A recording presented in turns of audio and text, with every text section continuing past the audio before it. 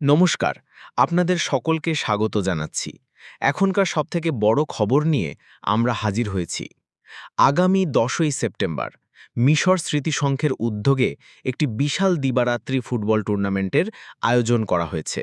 এই টুর্নামেন্টের প্রথম পুরস্কার হিসেবে থাকছে 1,01,000 টাকা নগদ এবং একটি আকর্ষণীয় ট্রফি। দ্বিতীয় স্থানাধিকারী দল পাবে 70,001 টাকা নগদ এবং একটি সুন্দর ট্রফি। খেলা শুরু হবে দুপুর 2টো থেকে।